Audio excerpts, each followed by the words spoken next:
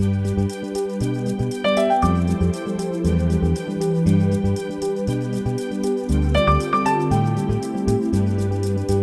you've started these school visits, talk to me about this process of what you've seen so far.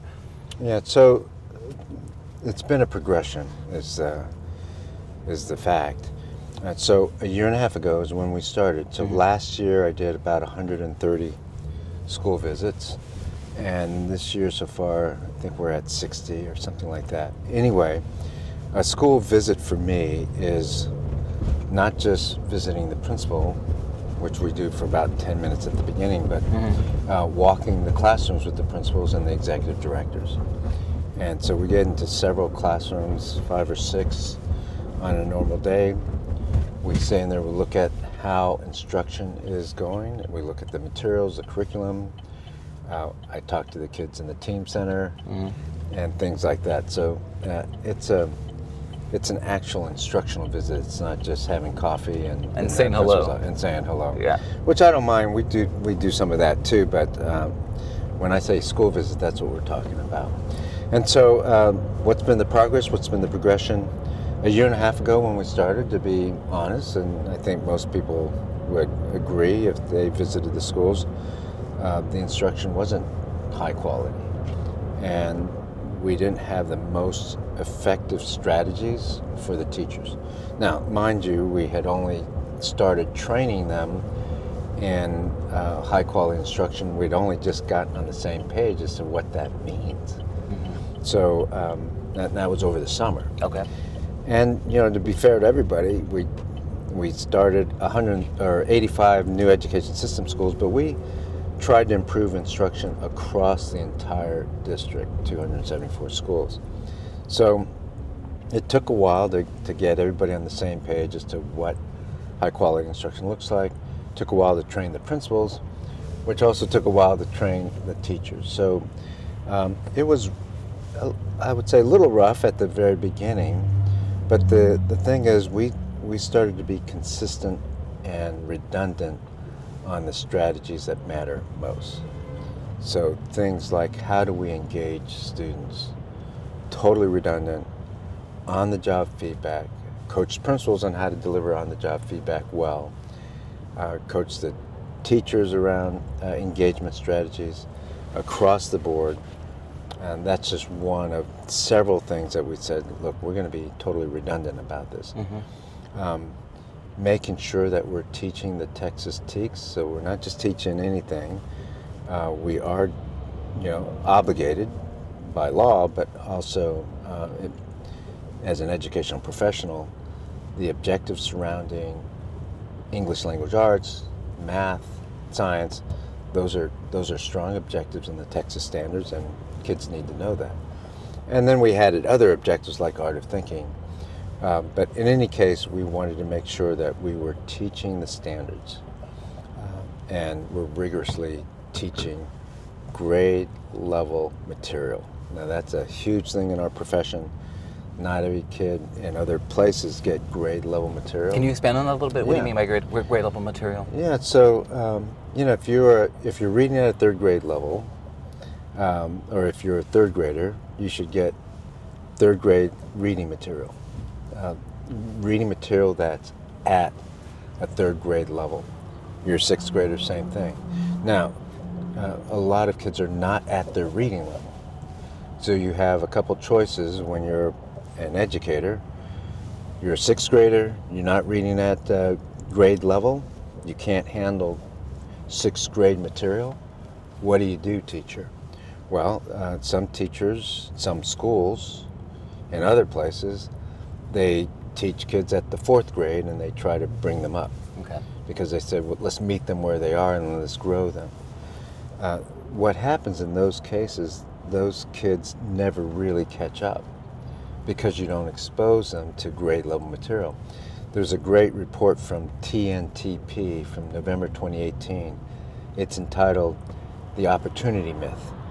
In that report, they did their research and they say that 38%, almost 40% of all black and brown kids in struggling schools never get grade level material. that's an alarming statistic. In any case, what we've done here is we've ensured that kids get grade level materials with scaffolds, and so for the layperson, that means with supports, with little strategies that help them with the grade level material. So there might be vocabulary lists, there might be a word bank, there might be more pictures of difficult words, there might be short translations in the margin, things like that, where the teacher is helping the student. But the material, the text itself, is grade level.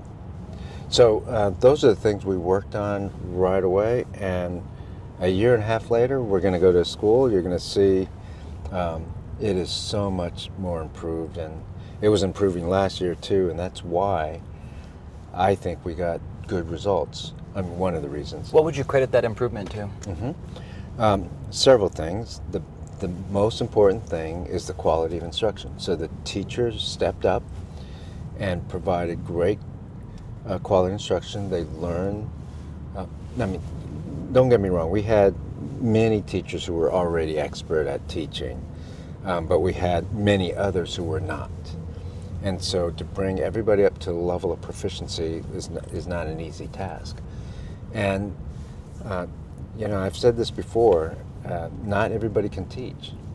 We talk about those who can't do teach. Well, I hate that phrase because it makes it sound like anybody can teach, and that is absolutely not true, right? I mean, teaching is tough. I've said this before. It's not rocket science, but it's a complex profession.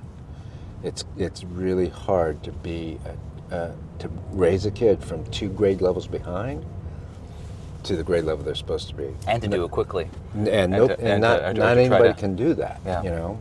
Not everybody wants to do that either. But so I attribute it to teachers stepping up, growing their proficiency, and delivering high quality instruction. In rolling out these processes, what would you say has been some of the biggest challenges that some of the schools are facing, and how they're kind of dealing with that? Yeah, there's several things. I mean, again, it's a complex question, nuanced question. The answer starts with people. The entire system is resistant to change. I mean, there's a report out of the Hoover Institute from Stanford that says we are now preserving a system that no longer serves us. That's a quote from that report. The report is called Once and for All, or no, Ours to Solve Once and for All. That's a Hoover Institute report. Anyway, in that report they look at the Nation at Risk report from 1983. And that was a report on the state of education in the country, and it raised alarm bells for how we were not doing what we're supposed to do in serving our kids well. And it said we would get further behind other nations if we didn't do something different. Change the system. And change the system, yeah. And that was 1983, by the way. So wow. 40 years later, Hoover Institute puts out a report about what is the state of the nation now, 40 years after the Nation at Risk report. And they found that we've not improved much at all. And I've said that the promise of America has been, we failed to deliver on the promise of America, which is you get a good education, you work hard, and you'll get a job that gives you a living wage, and you can succeed in life. I'm not sure that promise, has been held. So when I think about the challenge, part of the challenge of your question is, what are the challenges? One is we have an American public education system that no longer serves us. It needs to be drastically changed, and yet there's huge status quo bias. Change is hard. People don't like change. There's a lot of vested interest in the system that currently exists. Mm-hmm. Those who are served well by it, they don't want to change. And those who are not served well by it usually don't have the wherewithal to make the change. And so, or the political power to make the change. So that is what we're facing here, right? We got to do bold things because the system has not served us well. And when you want to do systemic change, that means you have to change a lot of pieces in order to improve. The biggest problem with reform in this country over the last 30 years is districts try to do piecemeal, incremental reform, and that doesn't work. And they do piecemeal reform because doing big things causes pushback, so they tinker on the edges. Say that word again. Piecemeal. And that's just doing it Piece by piece. Piece by piece, right? Yeah, incremental. Okay. So, and that's what other districts do. And yet it hasn't worked. So I don't know why we keep we're still doing it. Yeah, we keep doing it. And so the biggest thing about HISD, and we're becoming a proof point for the nation, is we are doing whole-scale systemic reform, which means numerous, far-reaching, comprehensive systemic reforms done all at one time. That's huge. It's never been done before. It's not really an experiment because there's lots of evidence and systems thinking that this could work, and I've done similar reforms, partly in Dallas and partly in the network that I ran, Third Future Schools. In any case, that's what we're doing here. So the biggest challenge is convincing the broader educational ecosystem that whole-scale reform is necessary and that these changes are necessary.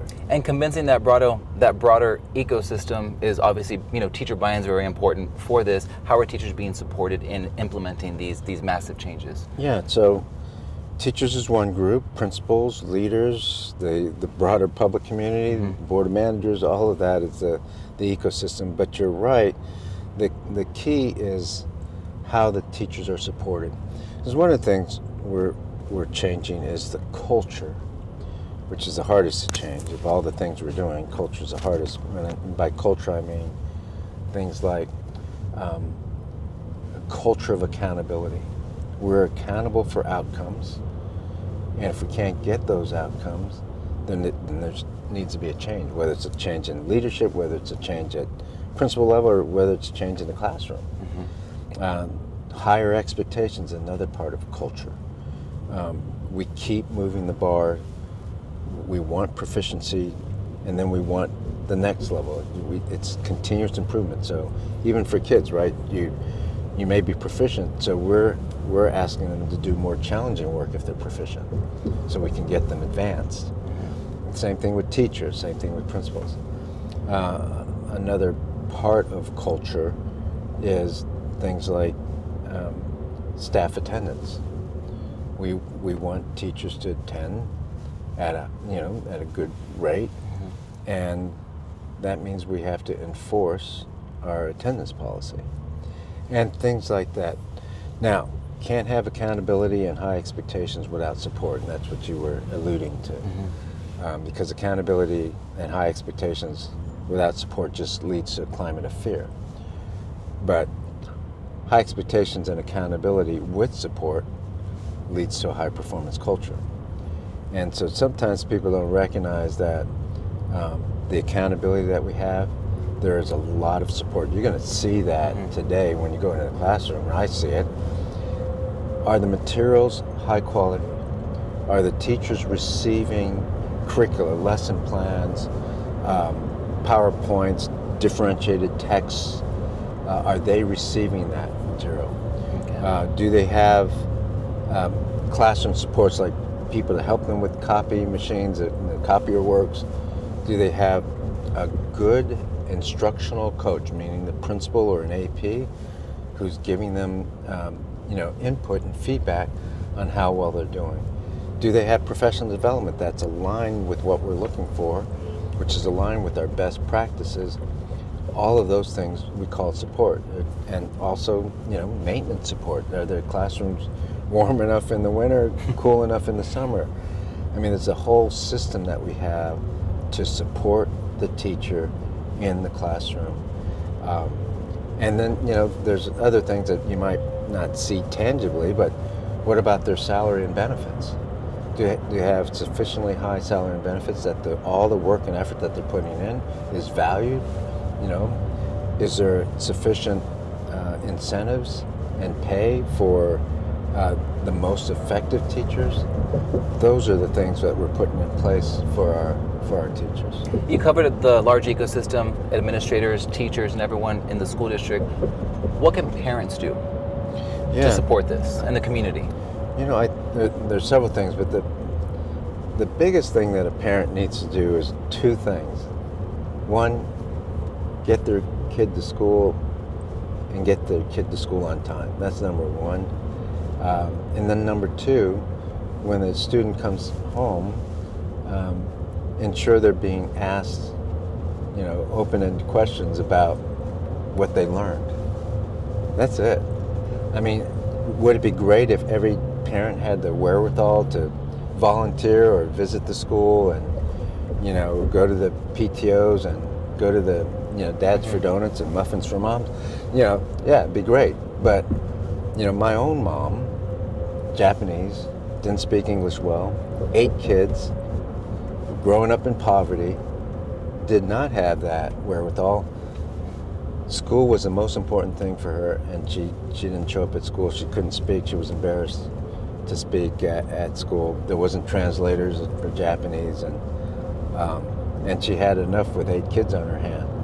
And so I don't think that's an expectation for parents to have to be at school. I do think it's an expectation for parents to make sure they get their the kid on time and make sure that they show up. And frankly, we need to have a little bit more resilience in the country and among the generation that we need to get to school every day if possible. I don't want kids to come if they're really sick, but a kid who says, I don't really feel like it, that's an era. That wouldn't happen in the era that I grew up in. It's like, no, you get to school, it's that important. Yeah. Let's have some resilience. So. Yeah. What milestones are you hoping to reach now that you've been doing these visits for quite a while now? What is there a milestone that you're looking to maybe achieve by the end of this school year? Yeah, I mean, the specific metric that we assess is the quality of instruction. And so the specific answer is we want to reach a quality instruction of 10.5 by the end of the school year. That may not mean anything to anybody, but 9 to 11 is proficient. Okay. 11 is more than proficient across the district. So we're at a high 9, right? 9.8, like almost 10. Okay. And by the end of May, we want to be at a 10.5. All that means to the lay person is that our quality instruction continues to improve. In October, we were at a 9.03. So we are seeing that steady improvement. Yes, we're seeing that steady improvement. Now, I'll go and this is just, I don't really assess the school. I'm only in, 6 classrooms. So, but I get a good feel in just those classrooms. We have an independent review team that goes out 4 times a year. They're in the schools assessing the school's quality of instruction. So we rely on those. Mine's just a real quick check, so I get a feel for what's going on in the schools. If I go to enough schools, I'll have a good idea of how we're doing as a district. And then I get reports, of course, from the division chiefs, the chief of schools, the IRT teams. Mm-hmm. So that's one milestone. In the end of the day, though, it's student outcomes that matter, right? So I have said that the quality of instruction is one of the leading indicators for achievement, and that's borne out over and over again.